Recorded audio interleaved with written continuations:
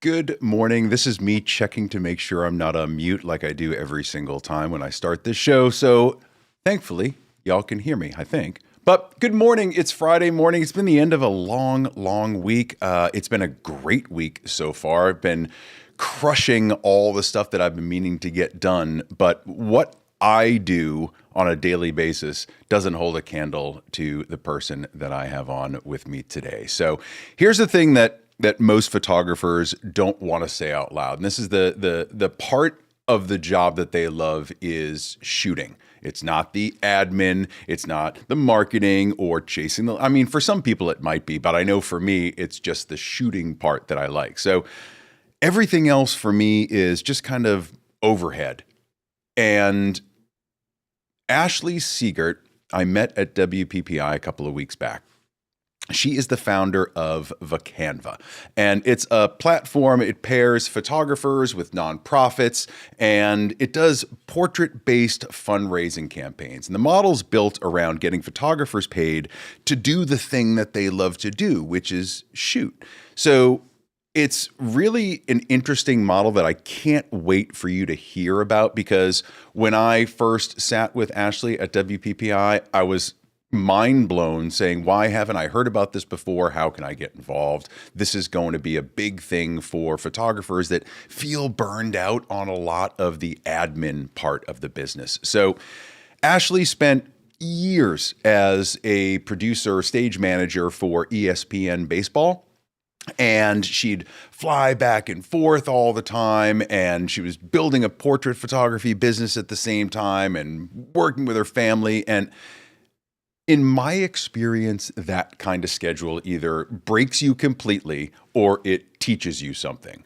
And from all that I've learned about Ashley and through my conversations with her, what she did was not get broken. She built a company around all of that. So I want to bring her on. We're going to be talking about all about Vacanva, what it is, how it can benefit photographers. And then there's also some stuff they're launching this summer that I'm going to save for a little bit later in the conversation that I think you'll be excited about as well. But without getting too far down the road, I want to bring onto the show Ashley Siegert. Ashley, how are you, my friend? Good morning. Good morning. How are you doing? I'm I'm doing good. all right. I'm doing all right. Thanks for doing this so early in the morning. Now you're in Texas, so I'm in it's Texas. the crack of 8 a.m. there, correct? Yeah. Which, as you said, like I spent my life in sports, so I'm a bit of a night person versus a morning person. But I'm here. I got my coffee in hand with my handmade artisan mug that one of my employees made, and yes, I'm ready to go. You're a better person than me. I am shotgunning Celsius, and I was the same thing up till about midnight last night. And I was very nervous about this. We're all very nervous about this. But no, I was up until midnight last night. Just one thing after another. Your brain gets going, and you just can't wind down. And when the alarm went off this morning around 5:30 or 6, I said, no, no, this can't possibly be happening. I've only been Yeah. asleep for 5 hours.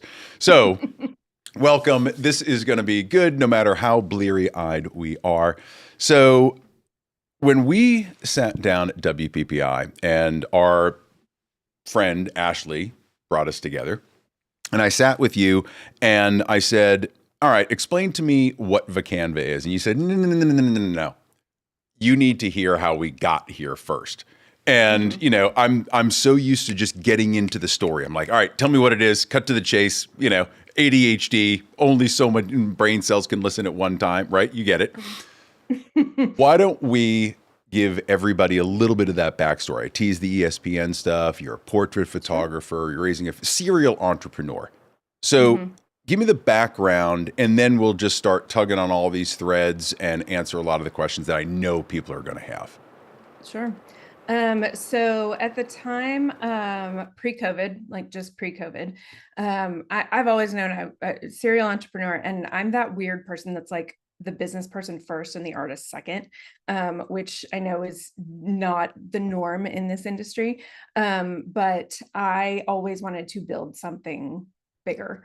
And I was so fortunate to have this incredible coach for my first few years who understood that with me. He was from the startup space and he did not generally work with like one-off artists to build businesses, but he understood that like I had a bigger vision and we weren't quite sure what that was yet, but that it would develop and it would come about. And so he and I started working together, and it originally was going to be a travel concept where, if you're going to the beach and you want to have family portraits done and you don't know who to hire, we would have kind of our network in place and we would centralize sales and centralize editing, but we would have the photographers in all these different places that we would figure out the locations for you and all that kind of thing.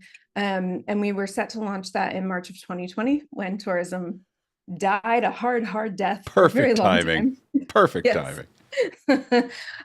But at the same time, I had already brought on my first hire, who was at the time kind of a studio manager type person, but she had grown up here and she had gone to the university here, and she had been on the PTAs of every school that her kids had been in. And so she knew everybody.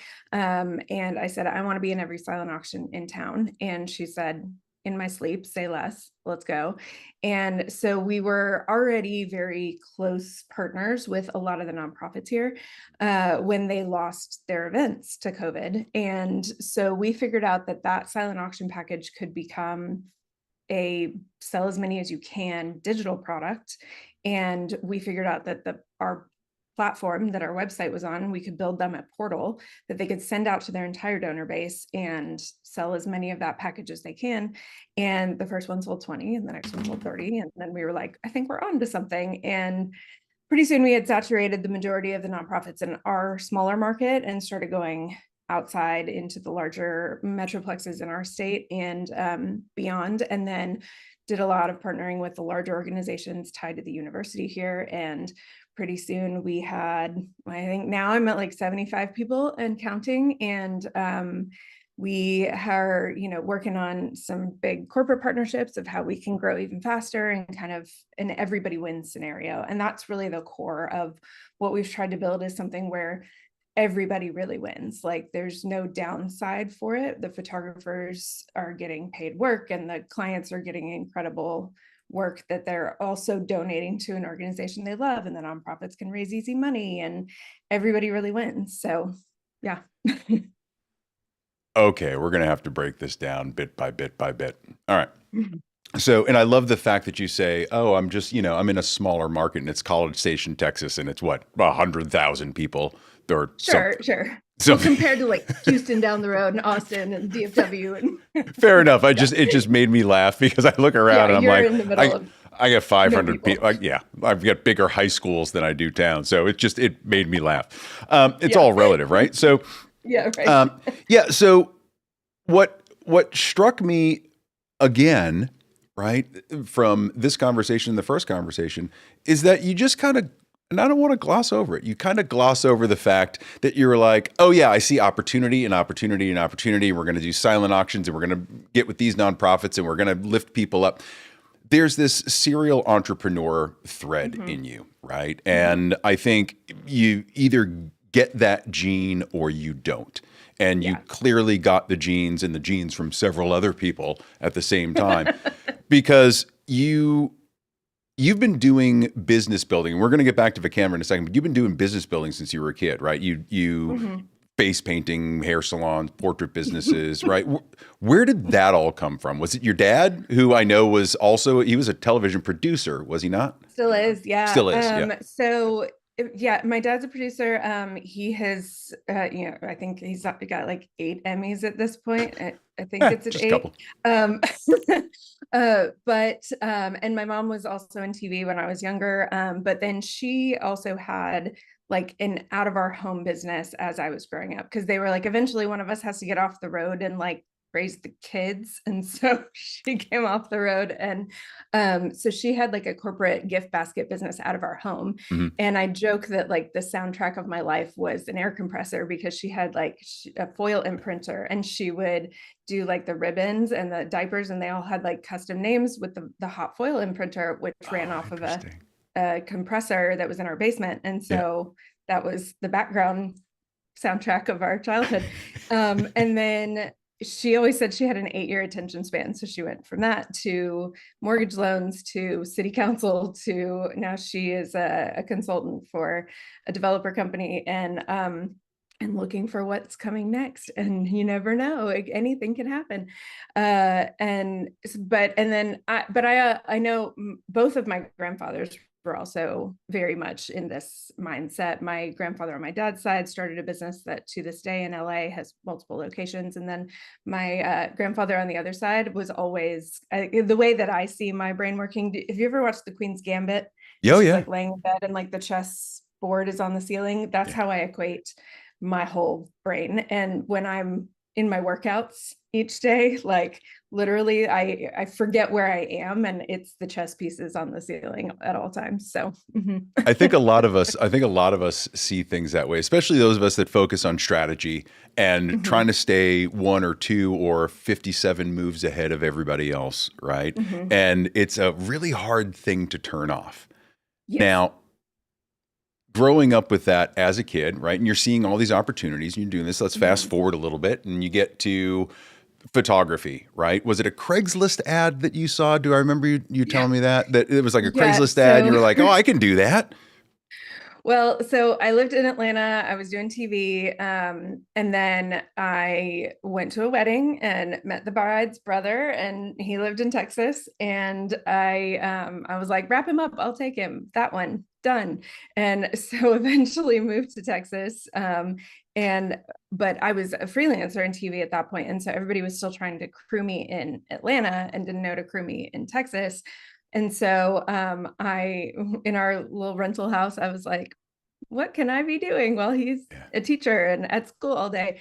And I found a Craigslist ad for a magazine that was based in a couple towns over that needed ad sales in a town a couple towns over the other direction. Hmm. And so I was like, well, I need to get to know people. And so door knocking is a good way to learn who runs each business and get to know them. And I learned, I feel like everybody needs that cold sales position as a 20 something because it'll teach you literally everything you need to Everything. know to do anything else. And so I was, wandering around to businesses all over town and getting to know the business owners, some of whom today are my best friends. And that they were like, hey, we're going to need some pictures of your clients. And I was like, oh, so like you're going to be publishing those. So I should probably know what I'm doing. So I signed up for a photography class at the community center, which doesn't exist. I mean, the community center still exists, but they Yeah, don't yeah. have photography classes anymore. And learned how to shoot in manual. And I actually very vividly remember, when I was learning depth of field, I had a bunch of like clementines, like the little oranges, Sure. and I went outside in the front yard and put them like along the sidewalk. And uh, I was in my socks. I didn't have any shoes on, and I locked myself out of the house. And my husband was at work, and I had to go to the neighbor's house who I didn't know and be like, hi, I have no shoes on. I'm locked out of my house. There's oranges just like lining the front path. And I'm going to need to use your phone. She was like, sure. So yeah. And then I learned off camera flash, like closing my dog in the bathroom and, okay, here's a trigger, here's a trigger. And the poor dog was like, what now? What are we doing now? And yeah. So the I can't do this. It's too hard. Nah, I don't think it's going to work out. That doesn't pop up in your brain anywhere, does it? It's just you have a mission and I'm going to solve it. And I'm building I here. mean, You know, what do you think yeah. about that? Do you ever I do you mean, I ever don't want to say, like come off as any kind of superwoman. Like we're yeah? all sorry. I think we ended up with like a little bit of delay. So I don't want to like run over you and have that issue. Hopefully my Wi-Fi is catching up. But um I always say therapy is expensive, but totally worth it. And so I'm not going to tell you that I don't have breaking moments of like, oh, that's bad. That's bad. Right. But ultimately, like, yes, I will always kind of end up figuring out some new angle to make it work or be like, all right, well, that didn't work, moving on. Yeah. And kind of go from there. So I love a puzzle. like at the end of the day, I think most ADHD people, like we are driven by the puzzle. And so I love when I see a new variable, how can I fit that into the puzzle? Uh, Oh, to my detriment or to my benefit. So you the hang on. you just froze there for a minute, Yeah. and I missed about the last 10 seconds. Can you just say that again? Yeah. Are we back? I Yeah, want to yeah, make we're sure we're back. totally back. Yep, we're back. Okay. Um, no, I think as ADHD people, I think we love a puzzle. And so anytime I see a new variable, I want to figure out how to fit it in and how to make it work and how to make it optimize what we're already doing. But I I would be remiss to say that like I'm always just like, let's figure it out. It's gonna be great. But also at the same time, a lot of times I will try to often put in too many variables. And so I am lucky to have a team who's willing to say, take a breath, take a breath. That's a lot. Well, So, I think that's part of the journey of anybody that's trying to create mhm. something, anybody that's trying to build something, that there's always going to be those moments where we get those super heavy challenges, and it feels like it'd be a lot easier if I just became a barista and gave Mhm. up all of this stuff. But there's also that thing, the problem solver, the solution finder in us that just a lot of times can't let that go. And so Yeah. during COVID, where you were starting to, figure this stuff out, you're about to launch, Mhm. and everything kind of takes a crazy Ivan turn to the left, and you have to start figuring this out. And you know you're going to figure it out, or at least you know you're going to attack the challenge. But what did it feel like in that moment when you realized that everything that you had been building to is suddenly going to take a completely different turn? Was it at that moment that you felt like, all right, I know the idea is solid and I know this can work, so we're going to move forward with it? Or I don't have any options left. What were you feeling at the time when you were like, yeah, let's keep moving forward with this just in a different way? So, we were in a little bit different position than a lot of people during COVID. We weren't wedding photographers. So we weren't just like, we lost all of our events and it's over. Like there's no fixing this. We are also in a town with a major university Yep. that very strangely, like not strangely, but very uniquely has a very strong culture of college senior pictures. And so I always did a lot of college senior pictures, but when these parents figured out that they weren't going to get graduation ceremonies, they literally like had their kids drive back to campus. They were like, if we're not going to get a ceremony, we're at least going to do nice photos. Um, and so we tripled how many college seniors we did that year. And then it was also during wildflower season, and we had one of the best crops of wildflowers that year. And those were all things you could do outside, 6 feet apart, like all those things. So we were not quite in the same boat. And I say that also with like a lot of people just gave up. They were like, okay, we're done. We can't go out. We can't do anything. And that's not how I roll. So I was like, I mean, am I breaking rules doing this? I don't think so. Let's try it. Let's see how many people want it. Let's try it. And so we grew that year actually. And then it was from there, we were kind of testing Hmm. the fundraiser program. And it really wasn't for like another 2 years that we were like, we've broken the code on how to find clients. Like, this is the thing that photographers have been trying to figure out on how to drive clients. And our biggest issue is having enough bodies to fulfill those sessions. Because then 2 years ago, we were like, okay, well, what if this multi chapter nonprofit competed the chapters against each other? And that first campaign in 30 days sold 400 sessions. And so, you know, I need more photographers, I need more editors, I need more client managers. And so we kind of exploded from there. So So that was those are the Aggie moms. Is that what you call them? The Aggie moms, all yeah. right? And they're all these chapters all over the place, and you decided. I love how you said that we're going to exploit them and the chapter against each other, pit them against each other. I love that. But in that understanding, like, oh, we've got these chapters and there's a little bit of competition and there's a lot of moms and there's a lot of opportunity here. When did you realize, or I should say, what was it about that model that you realized at that point that you hadn't realized before, right? Thinking about Yeah. nonprofits or thinking about growing, why did that one stick out as your big aha moment? I think we knew very early on that our target client was always going to be the 45 to 70 matriarch. Mm. That has always been our best client who really appreciates what we do, because they ultimately, it's something where the value of what we do is really realized in that demographic because they they want their kids are generally not home anymore, and they want to feel like they can do something that really matters to their family even though they're not in their home anymore.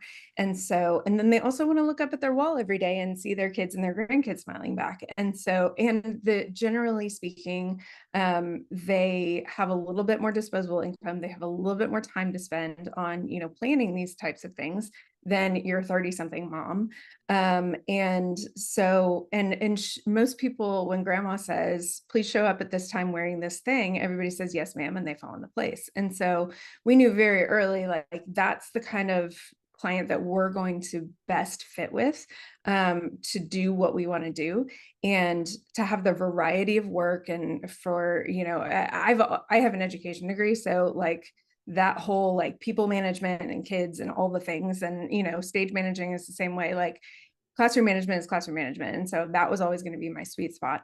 And so where are they? They're on the donor list of all the nonprofits. They're the driving force of pretty much every nonprofit. They're running the boards, they're running the volunteer committees, they are filling the tables. And so how do we make it worth their while to share us with that donor list? And how about we just make them a lot of money? And so then, here right off 10 minutes from me is the headquarters of this network of moms who are exactly who we're trying to find. And so I said, how can I make it worth their while? They're trying to raise scholarship money. Let's blitz that. Let's get them as much as possible, because then they also want their senior pictures for their kids, and they want family portraits on campus and in their hometown and all these places. And then, on the other side of it and the sports side of it, I then went to the athletic department and said, hey, we would love, and this was also a COVID thing originally, people were really upset they couldn't get into the stadium.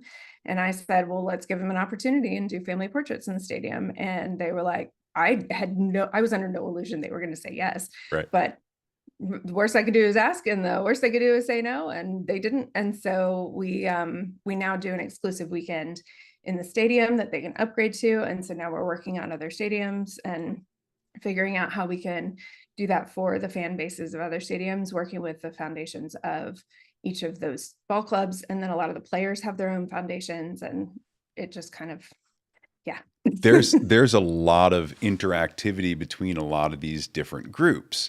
And it's the thing I love about talking to you is every time you come up with something, it's never a win-lose where you're getting something and you're getting paid and they're not getting anything, or they're getting money and you're left, feeling like you just gave away the farm. Everybody's winning here, right? The fans are winning because they get to be on the field. The matriarchs are winning because they get their legacy pictures, right? Which is kind of like a big cultural thing. And then, you're winning because you're growing your business. Just seems like there's not a whole lot of downside to this. Now, I'm not saying that everything is roses, but oh no, it's wild.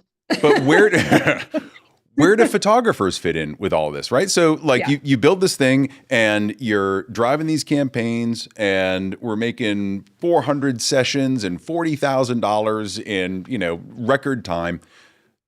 Where do photographers fit into this model? And start explaining that, because I think the people that are listening are certainly going to be like, all right, she's onto something, but how do I get to be part of How do I this? fit in? Yeah. So obviously I am one person, and I'm getting too old to be out there, squatting for Amen. 20 hours a week. And so I can't shoot them all myself. And so I have gotten to where we have our Vacanva photographer network, which is basically our go-to people in whatever market we are doing the nonprofits in. But we actually now tell them that they can use their session anywhere nationwide. And if I don't have a photographer yet in that market, then I have somebody on my staff whose job it is to go find somebody to fill that session. And like I said, we don't need you, photographer, to take on this client fully soup to nuts. We literally are asking for an hour and a half of your time to show up, execute the shoot, come back, upload, and get paid. So when a photographer has an empty Wednesday afternoon or an empty Saturday morning that they couldn't fill on their own, here's a way to not only get a rep of another session, Sure. get paid for that time, but also our challenge then is how much value add can we put for the photographers. And so one of the reasons that you and I met, that I was at WPPI, is that we are hardcore on the mission of creating the value for the photographer on the other side, for being part of the network, and for serving our clients as the photographer boots on the ground. And so we have been working diligently to put in that value add. And one of the first things is a feedback loop, because most photographers are an island. They are only getting the feedback from their clients and from their likes. Like, that's the only feedback they're getting on the daily. And so now, not only are they going to fill the time, get that extra cash, but then I have 5 different checkpoints where they're going to get ratings on different criteria. And then if anything on one of those checkpoints from an editor, a client manager, a client, or our head of photography, if anything is below a 5-star rating, they're going to get a guide of like tips and tricks for that particular criteria. And they're swipe guides that have like images and tips, and they can put it on their phone and they can swipe through before the next session if they want. So in a world where we used to have photographers going and working in a studio and working under a master and learning the craft before hanging their shingle, and now like you hang your Facebook page or your Instagram and you're a photographer, and that's great, and like go get your bag, like do your thing, girl. But like, who's giving you the feedback to improve if you are no longer in that model of feedback? And so this also provides that opportunity from peers in the industry. From the standpoint as a photographer that doesn't do a lot of family sessions on the regular, right? I've done them in the past. Mm-hmm. It's just not something that people up here do a lot. So in my little location, it tends to be more kids, weddings, right? The big family stuff, or even family portraits, might be a once a year thing. So you don't get a ton of reps on it unless you're on the coast and specializing in that. So what I'm hearing is, for a photographer that might be like me, specializes headshots, personal branding, doesn't do a lot of families, but isn't necessarily booking 5 days a week, all this stuff, wants to make a little bit of extra income. This kind of sounds perfect, because there's a couple of things here. One, I'm going to get paid. Two, it's not a long amount of work to do, hour and a half, 2 hours, something along those lines. And then 3, I'm getting reps with families, and I'm getting better at the craft, learning, working on the fly, like in the field immediately. So, and if that doesn't work, I get instruction from other photographers, and I get guides, and I get posing, and I get lighting, and I get all that feedback for especially newer photographers. And I say, let's say under 5 years in business. Mhm. This sounds like a great opportunity to really not only get ingrained with other families, but Mhm. also learn way more about what you like and don't like in your business, what you can handle Yeah. and what you can't handle. So tell me about what you're seeing as photographers come on board.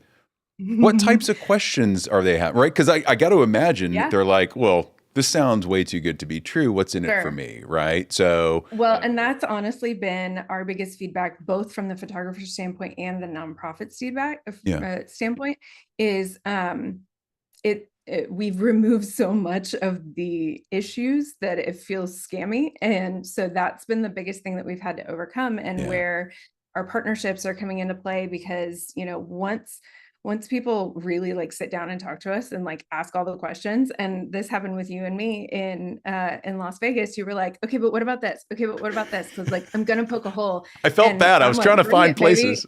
baby, bring it. Like we have spent 5 years plugging the holes and figuring out how to make it worth everybody's while, and really make it where everybody wins.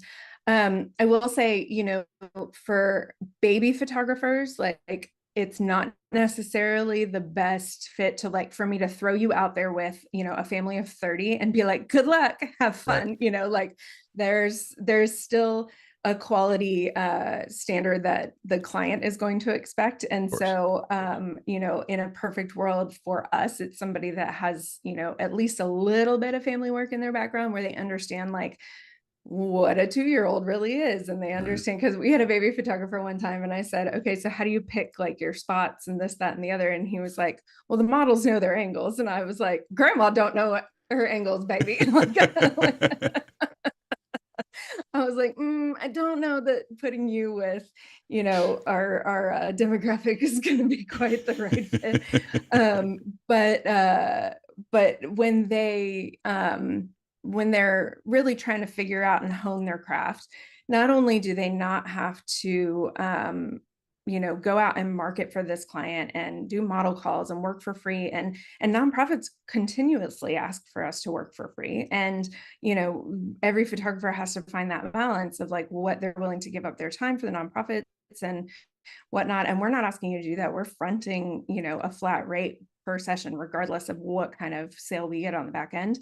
And so for the photographers to be able to have those reps, have their time compensated in a time where they wouldn't have otherwise, and then also like in this network, in this peer group, to be able to have that feedback has been very valuable. I have had a few photographers here in town, especially because they get so many reps because we're headquartered here and we've really like built it here, and this hopefully will be the case moving forward everywhere.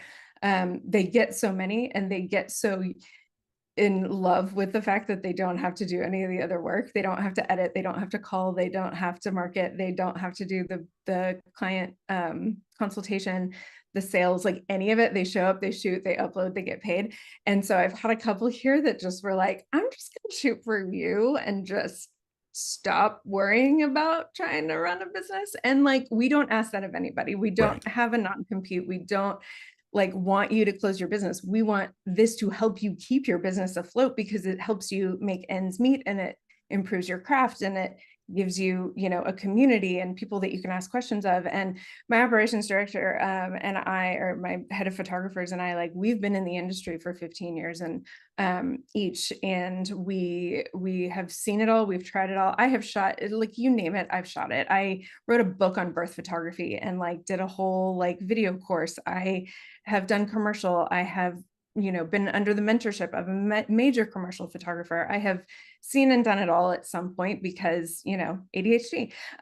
But so we can answer a lot of the questions, especially from a business side, that people have that they don't necessarily have a lot of people to ask those questions of. And so we have a Facebook group. We're like, come on, like, ask whatever you want. And we're an open book, and we're not gatekeeping, because Yeah. ultimately, and we're seeing this in the industry, the spirit of competition and the spirit of gatekeeping does nothing but miseducate the market Right. and build contempt between photographers. And I'm not about that life. Like, I have never won by being a closed off gatekeeper. I've only ever won by being open and honest and like bringing people into the bubble. And what can we do? How can we help? Yeah. What can we do together? And that's the vibe that I got, is that you're big into the community over competition, and there are a lot of people that say that and try to promote, oh, Mhm. I'm all about community over competition, but this really does seem like it's Mhm. altruistic at its core for photographers to be able to shore up their business. Now, I know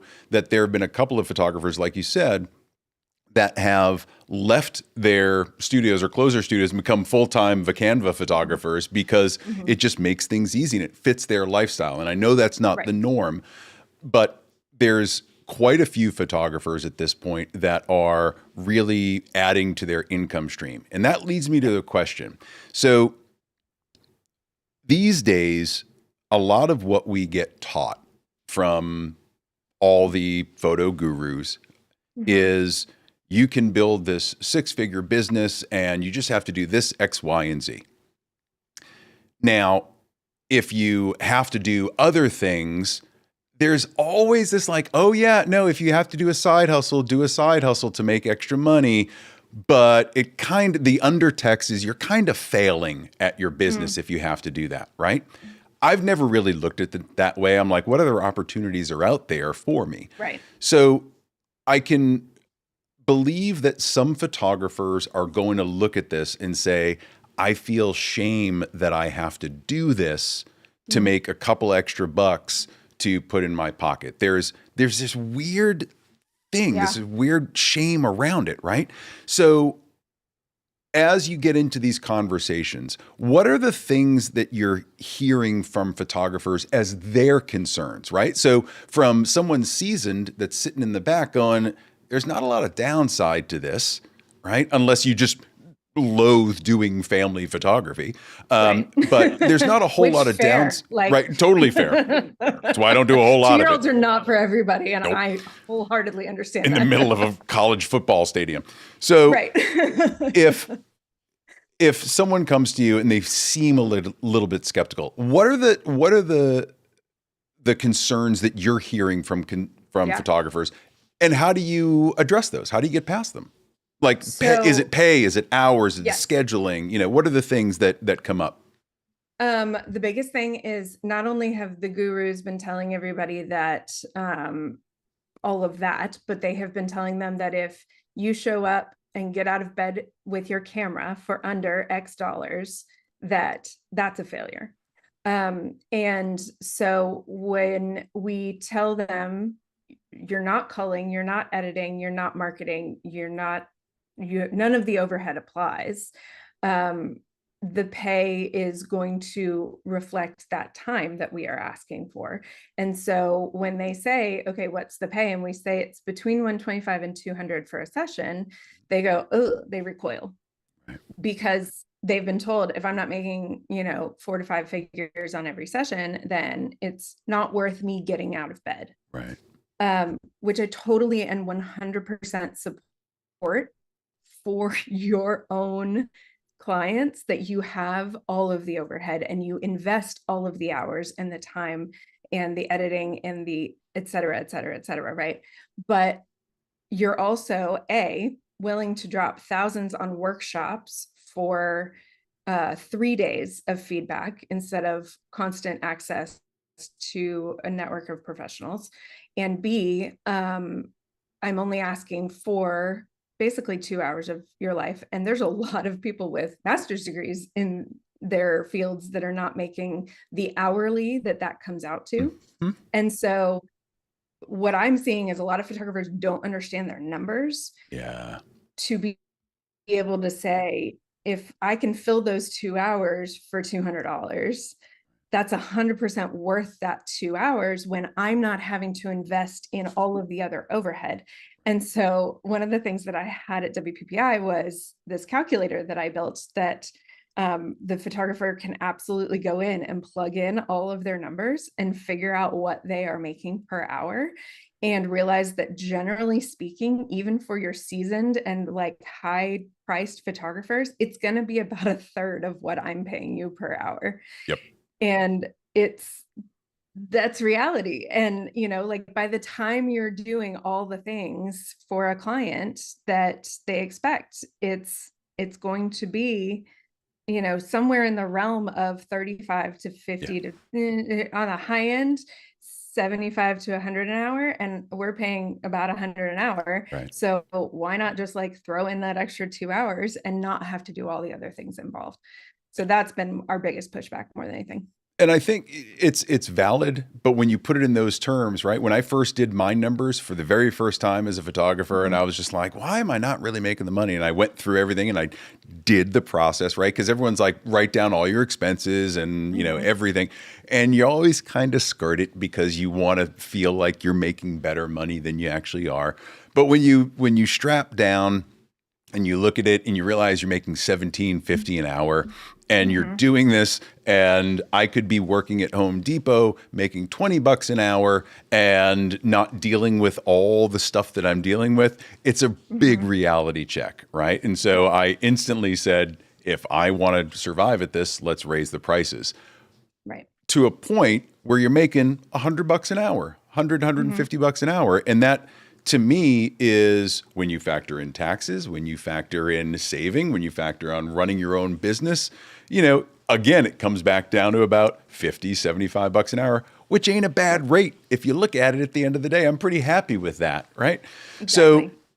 So all right, so we've solved the money problem. Now, the question that leads me to is, okay, I'm in an area where I don't know any of the nonprofits. The nonprofits don't know me.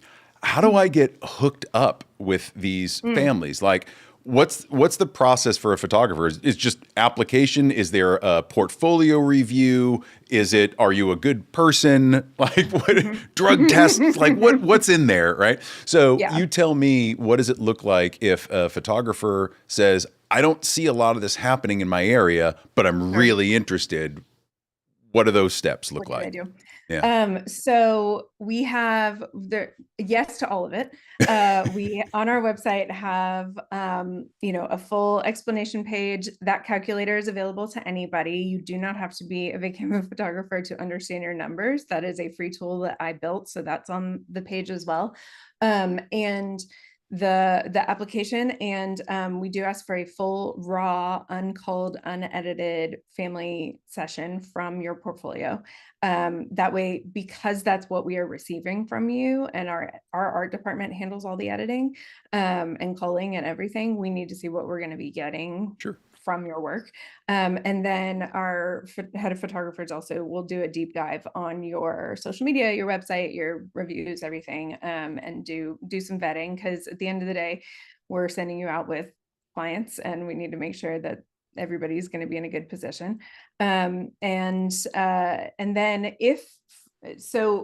as we are growing and we're trying to, onboard more and more nonprofits and run more and more campaigns, if there are nonprofits in your area that you know of that you think would benefit from this, you can add those as like, check out these groups in my area, and our fundraising team will go and check them out, talk to them, see if it's a good idea to run a campaign with them.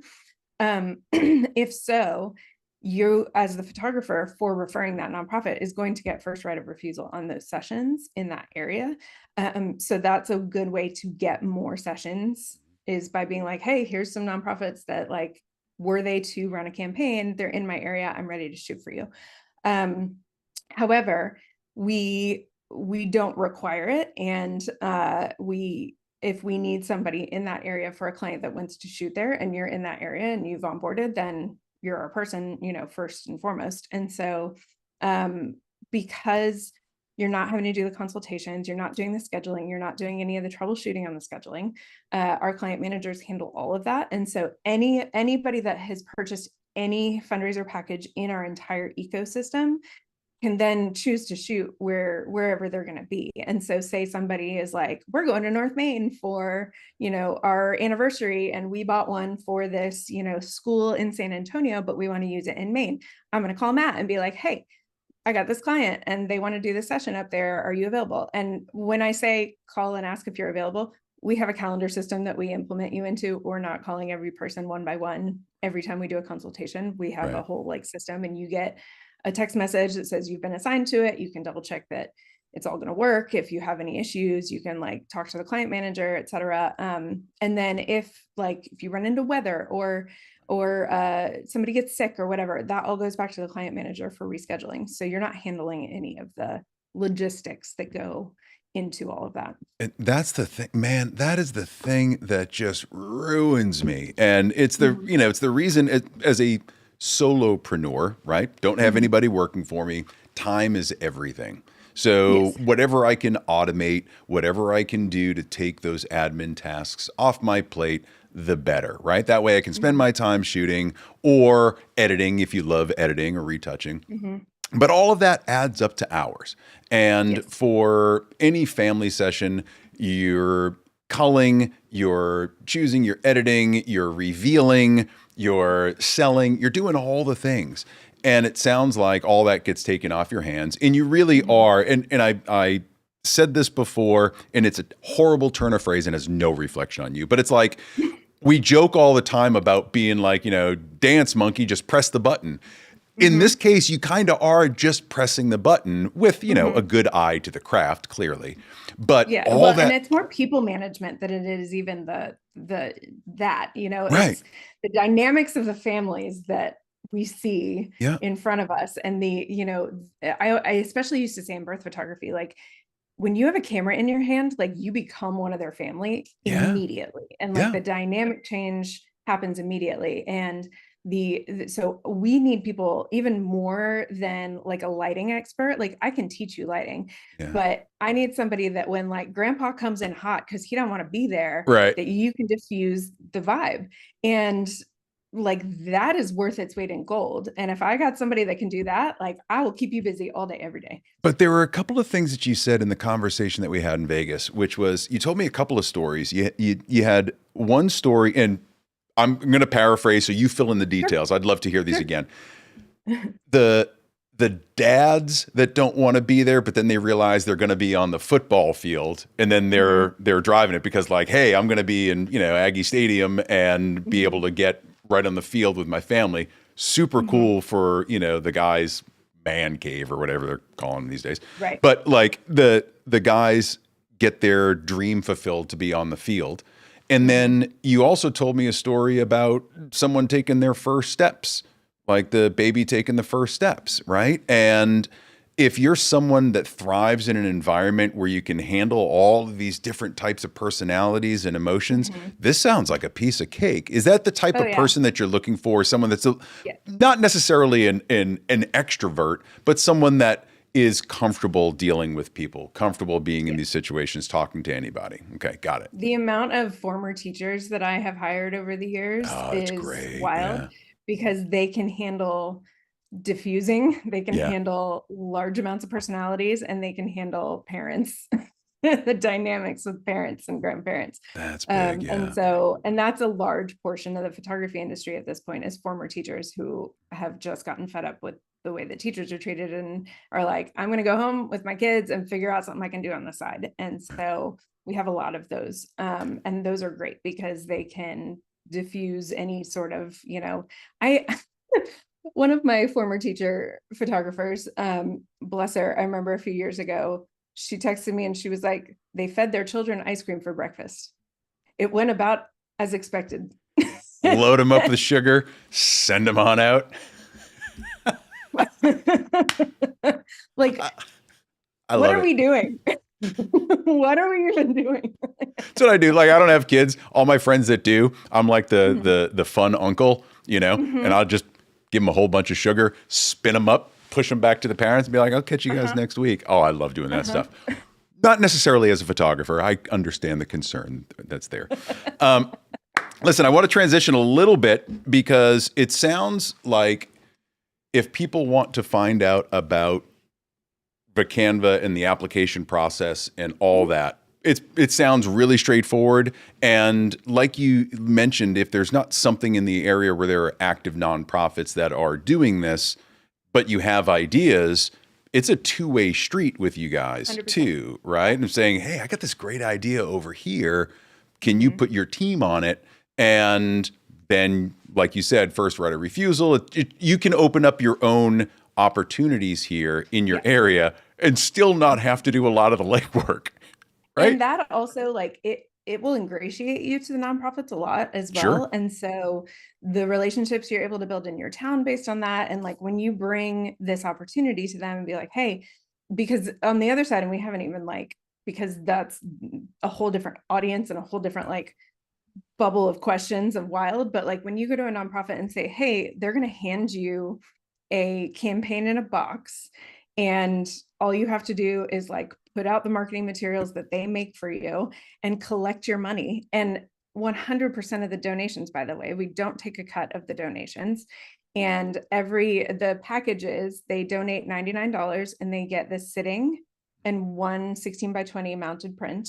And we are now an all Graphy It's awesome. Studio partner. So then all of the pieces, if they choose to purchase above and beyond, are all of those. And so the donor is getting a really high quality experience. We're really taking care of, like when you talk to the nonprofits and they're like, I don't know, we don't know those people, like we are taking care of their donors, soup to nuts. And then they literally almost have to do nothing except for like put out the marketing materials that we hand them. And even then we're like, I used to say, like, if I could go and post them on your Facebook for you, if I could go and schedule the emails in your MailChimp for you, I would do that. You're never going to hand me your list. So I totally understand. Da, da, da, da. Right. And now we've even got like third-party apps that I can hook them into so that I can schedule their posts for them without having full access to all their stuff. And so we've done everything in our power to possibly make it as easy as possible for everybody involved.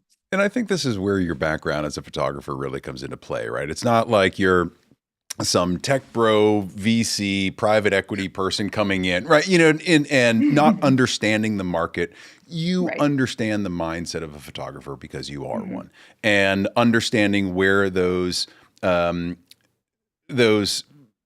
battles might arise with someone, what they might be thinking, what challenges there might be.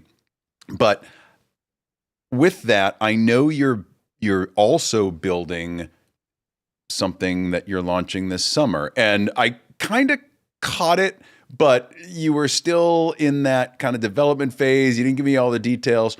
So tell me about it, because I think this is going to appeal to a lot of people as well. Let me know. So Let me know what it's about. this came out of WPPI. This came out of me. So Maureen Neese, who is Yep. just phenomenal and is the US proprietor of Graphy Studio and runs their US headquarters and beyond, is has been amazing in partnering with us and really like explain. They have such a close relationship with all of their photographer clients, and they call Yeah. them like monthly, and almost with every order. Not with us, because they would be she would be calling me every day.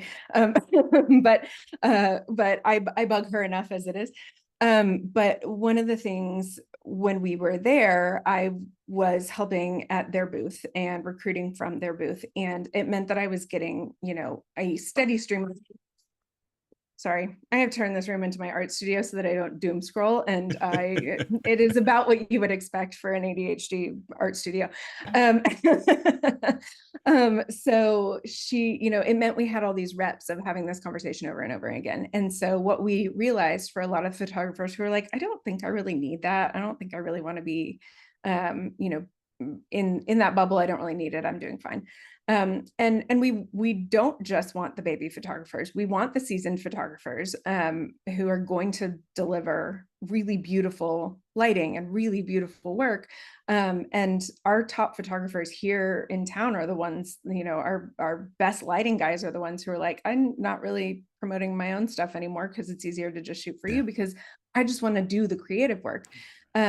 And so for those people, what I gleaned from those conversations was one of their pain points is that they have a body of fine artwork that they know if they figured out online sales would sell.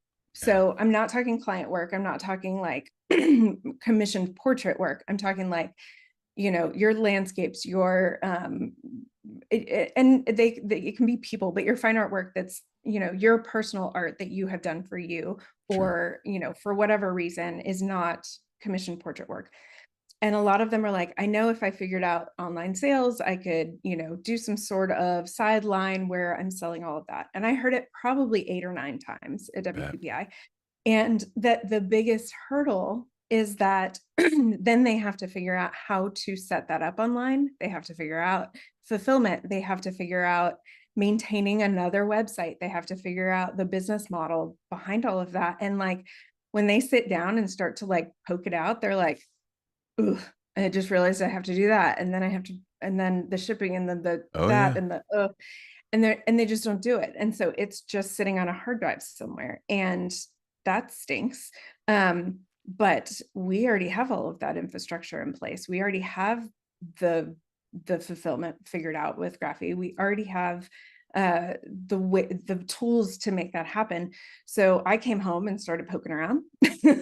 And when I poke around versus when somebody pokes around Yeah. that doesn't love the business side of it as much, I fell down like a 4-day rabbit hole of building the entire thing. And my poor staff, they were like, she found ADHD medication diagnosed and prescribed, and AI in the Yeah. same month, and we are just holding onto our pants. And Yeah, so you're like human Claude code, right? As soon as you get it, you just go off and start Yes. building something. Yeah, it's great. Well, and now I've started pitting them all against each other, and like, it's, yeah, it's bad. But so I built it. And so the vision behind that is not only can the Vacanva photographer, so once you've onboarded with us, this is going to be exclusive for people who are willing to take client sessions, are going to be able to submit their artwork.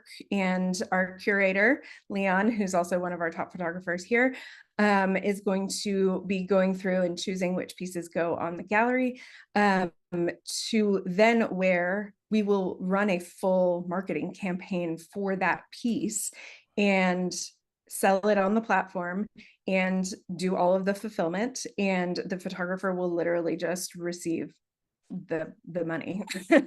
And so we have broken it down, and it's going to have a very transparent pricing model, Mhm. where there's 5 sizes. There's 3 finishes, like the actual like face finish, Yep. and then 2 finish choices as far as like either framed or their pro edge, Yep. and then 2 colors of the pro edge and 3 frame colors. So it's very simplified as far as like the interface of how they're ordering them. And then the photographer will get 40%.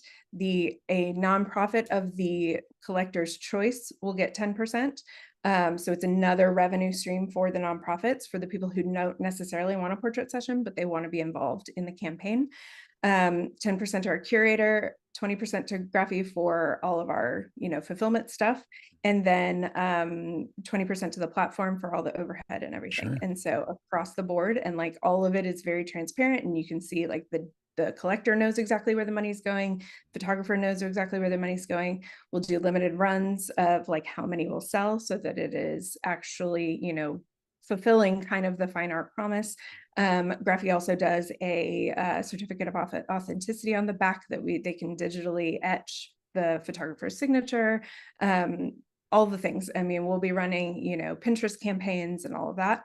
So now the photographer doesn't even have to worry about any of that, but can still make that passive revenue off their fine artwork that is just sitting on a drive somewhere. Sign me up. Sign me up. I've got collection after collection in Lightroom of stuff that I'm like, when I open a print shop, when I open my Etsy store, when I put fine art for, I've been talking about this for years, about doing more online sales of the fine artwork that I have, the landscapes, the abstracts, all that sort of stuff, right? That's all sitting there. So count me in on that. The other part of that got me thinking was, you've got a lot of photographers that don't want to get into business with other companies because they feel they're not going to get what they deserve. And the thing that I loved when you were just breaking down all those percentages, and I've run into this a ton in different people's business strategies, I'm one that tries to put all of the artists first. I want them to get the majority share of whatever it is because it's their art, it's their product. They deserve the lion's share of whatever comes in from that. So a 40% cut is great. And people are going to say, well, what about the other 60%? Why am I not getting the? Well, the other 60% is split up between donations for being a good human and the materials that are getting sent out and the overhead for the admin that you don't have to do, right? And so 40% really ain't that bad for uploading a file. I'm not shaming anybody for anything like that. So I love the fact that you're coming at it yet again from the standpoint of helping artists, helping photographers, not taking from them for your benefit. And someone could say any capitalism is beneficial to. Sure. I don't care about any of that.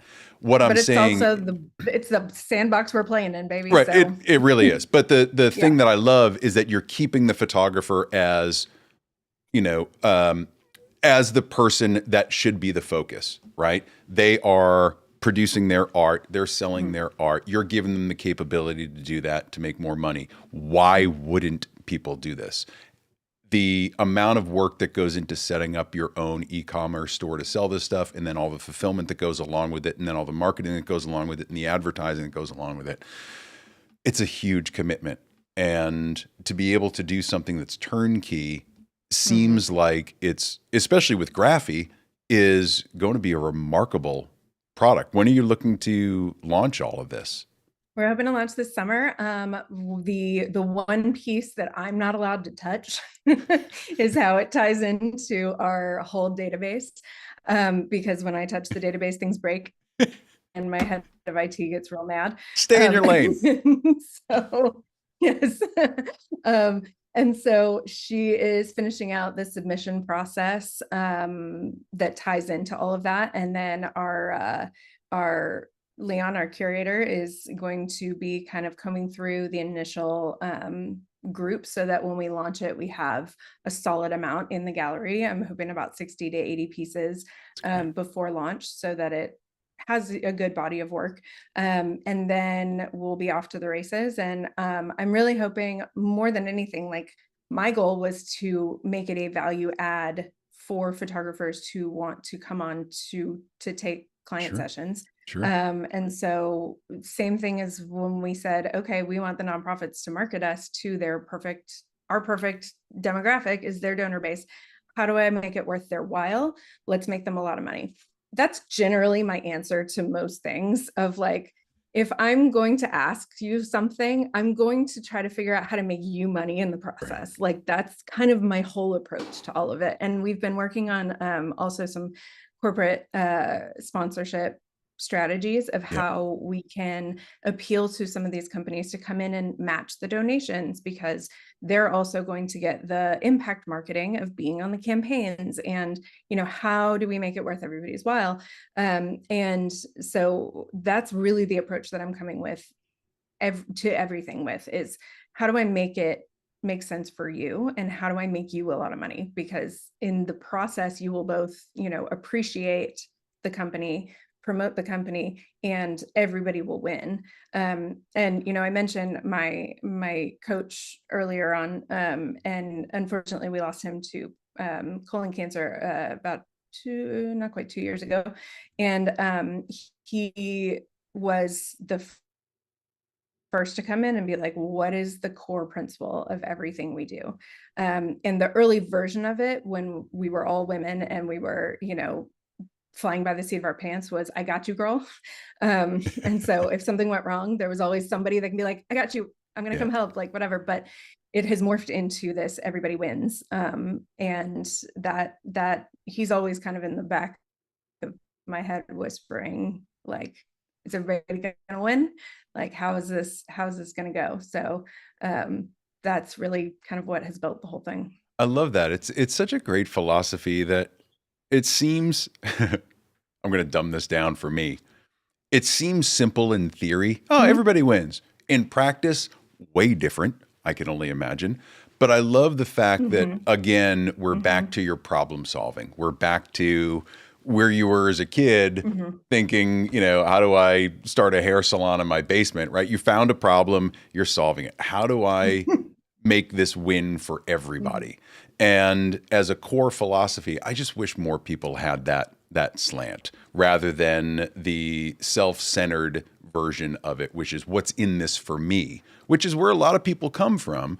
And I think you Right, have to if you're a business owner, but at the right. same time, you can do it in such a way that everybody around you raises up as well. And you don't have to be this Machiavellian Mhm. character where you just get your bag and everybody else is kind of a plebeian underneath you. I really like the Right. fact that you're raising up artists at the same time. All right. So the last thing that I wanted to address here, because it's not just the people that are the photographers that are hesitant to take a second job or worry about their schedule or the shame Mhm. surrounding getting a second job or anything like that. But there's a lot of photographers that are just burned out right now that are really tired Mhm. of chasing down leads and chasing down clients and getting ghosted on consultation calls and all of that. So when a photographer comes to you Mhm. and they're explaining their situation, what do you say to that person? And I know it's not, we're going to save you and we're the best thing in the world. But what's that honest conversation that you Right. have? And what is their typical response? So this is probably the most common thing that we see is, this exhaustion because um, marketing right now is chase photographer marketing on the whole speaker circuit. I taught this at Texas School for 4 years and was having to explain the algorithms, the way that we have to approach our marketing so that as it changes every day, you are not just like Zuckerberg sneezed and everything broke and like whatever. Like, because that was the world we were all being forced to live in for a really long time of like, if your 100%. Facebook ads were no longer Uh-huh. tracking and you didn't know why because you're not running the algorithm, like, what are you going to do? And so, yes, we see that a lot. And as artists also who just want to be focusing on the art, keeping up with the tech is miserable for a lot of Yeah, people it and really they are is. burnt out on it. And so, I would say that the industry is shifting massively because the way that we as an industry have been trying to run is just not sustainable in what's coming. And I know everybody freaks out about AI and like whatever. And once again, everybody freaks out about a lot of things. Everybody freaked out about digital. Everybody freaked out about, 100%. COVID and shut everything down. Like in the 15 years, which is a very tiny blip of a window of time, the amount of freakouts that I have witnessed in the industry is off the charts. And you can either choose to join the freakout brigade Right. or see the chessboard. And so like I said, my team, we are an open book. We are happy to answer any questions of like, Love that. how do I do this? How do I figure this out? Where do I even come from? And so being a part of the network and being in the Facebook group and the tools that we are finding, like I am so excited when I find a new tool that solves a new problem that like there is no way I do not have the capacity to keep it to myself. Like I am like, have you guys seen this? It's so cool. And and then people are like, okay, like maybe go a week with the tools we have before you find another one. Can we and I actually when I did the calculator, I put it on a landing page with like when you get to your hourly rate and you don't like it, the only option is not just like, okay, come work for us. The Right. options are, okay, here are the 5 other tools that I have found that will help you fix that number. Yeah. Because ultimately, I want you to be running your business and be happy about running your business. And if by the time your business is where you want it to be, I still want you to be just like, but I really love shooting Vacanva sessions, not because you have to, but because you want to.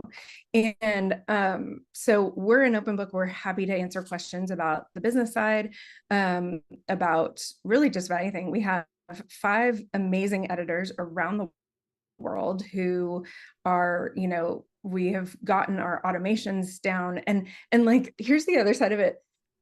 There is no CRM that does this. There is no like central, how do you run 75 people around the country at lightning pace with images going back, raw files going back and forth and culling and all this stuff. We had to build it ourselves. And so I was saying, my head of tech, she has literally built our CRM from scratch. It's amazing. And makes the whole system run like dominoes every day. And so when we say, hey, like this broke or this happened, like she is up at midnight being like, I'm fixing it, I'm patching it. We are not tech bros. We are like making it happen just as things come up. And so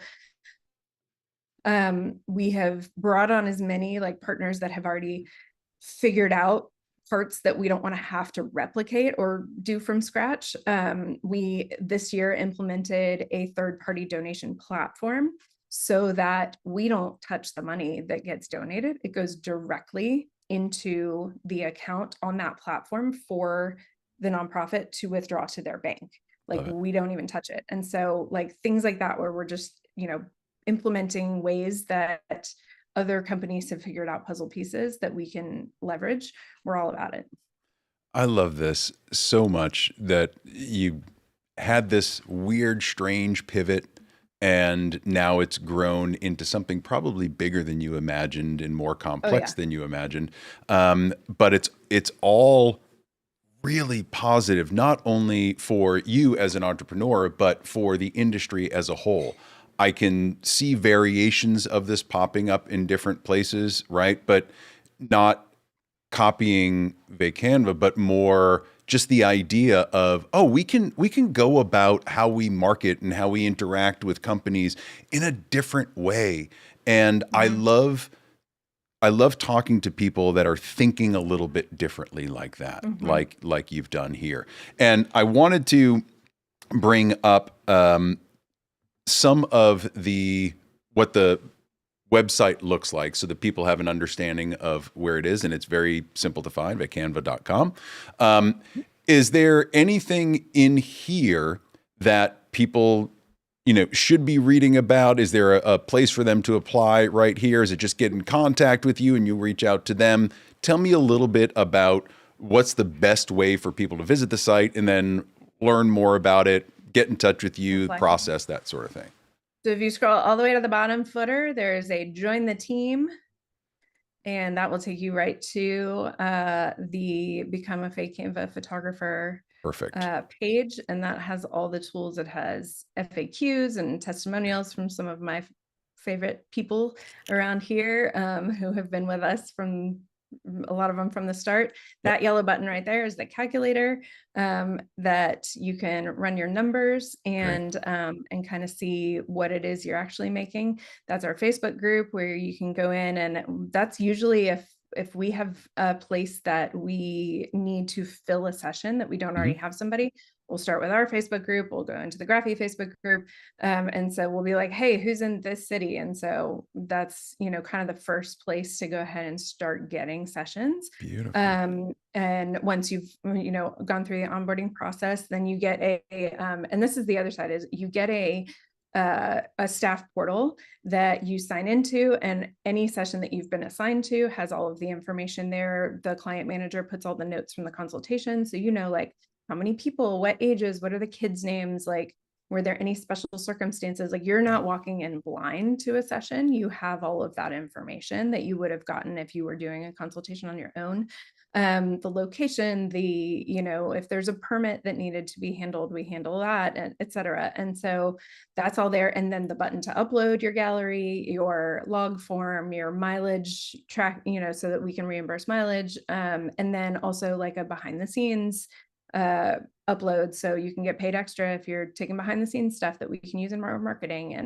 And all of your feedback is in there, and you can pre-see all of the guides that would be sent to you if there was an under 4-star rating. They're all available. There's videos of me shooting sessions. There's videos of me like doing headshots.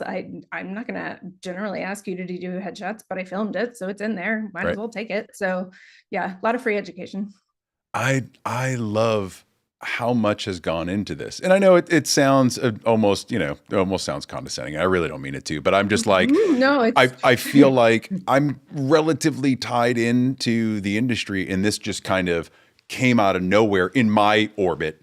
And sure. I'm so thankful to Ashley that she introduced us, because this has just not only expanded my own thinking about what I can do, but it's given me ideas. Like, I'm absolutely going to sign up. And if there's stuff up here in Maine, awesome. If there's not, Yeah, that's okay, because I'm still on the roster in right. case something happens. And Or if you're traveling and if you're, somewhere else and we I need love somebody this. there, or yeah.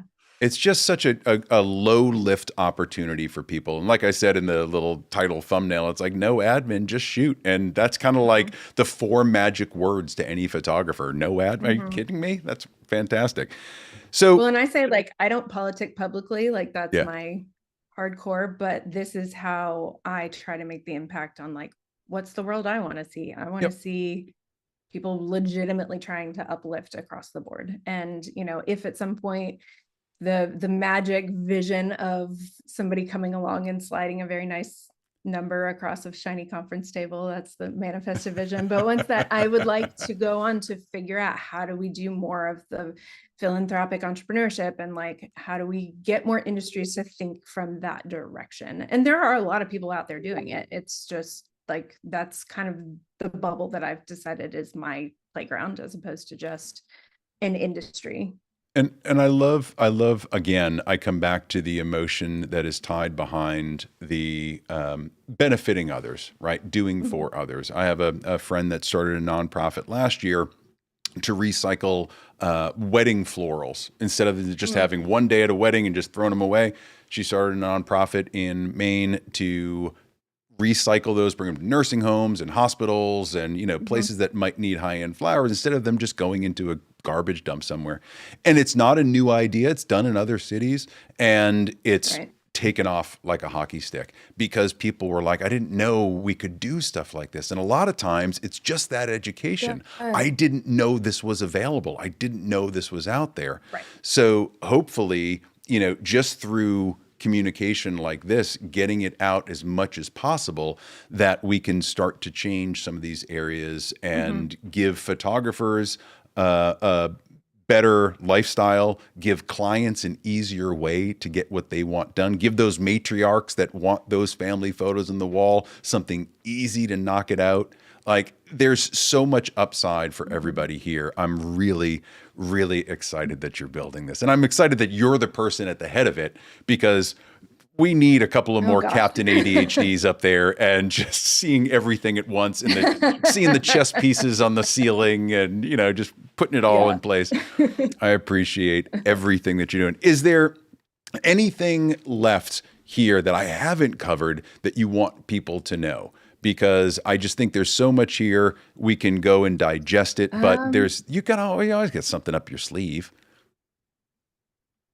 oh yeah. Oh, there's always 10 other projects that I, would love to do. My big focus right now is finding the right corporate partners to come in and really amplify, because from their standpoint and how I can make them more money, because that's always going to be the vision.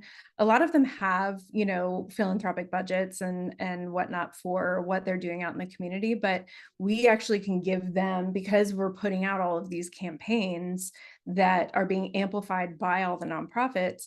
If a corporate partner comes in and says, like, we're going to match whatever is raised, now they're getting all thousands of impressions of impact marketing, of goodwill marketing, of like, we want to double the donation. And It's even huge. the impressions that don't end in a donation, they're being seen out in the marketplace as a company who cares and is trying to do better. And so those that was a lot of my focus at WPPI, was also like looking into, like, how can we make sure that the tools that I have spent 15 years curating in the industry, like, how can I make sure that the photographers that are coming on board don't have to sift through all of the tools to find the right ones? Like, I've done all of that groundwork, just use this one. It's And I can tell you why, and I can, Exactly. all the reasons behind it. And so, any of those groups that want to, come in and be a part of it, there's absolutely a place for that. And it's going to circulate back into good, and not just be a money play. Amazing. I'm so happy for you. I'm so happy for your entire team. I know it's growing by leaps and bounds.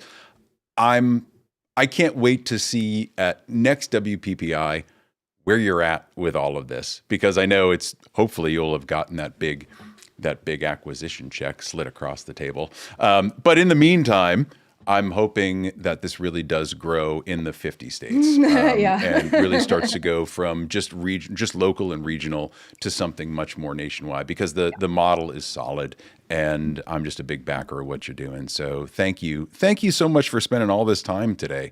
I really, really appreciate it.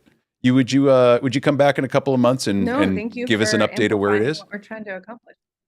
Yeah, of course, of course. So, all right, Absolutely. stick Absolutely. around for just a minute or two while I close things up.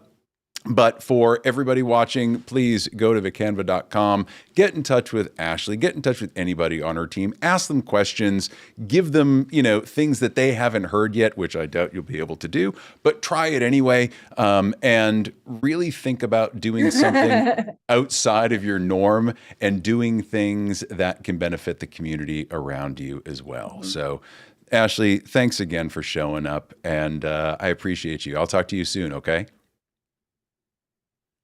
No, thank you. All right. You Okay. got it. Bye bye.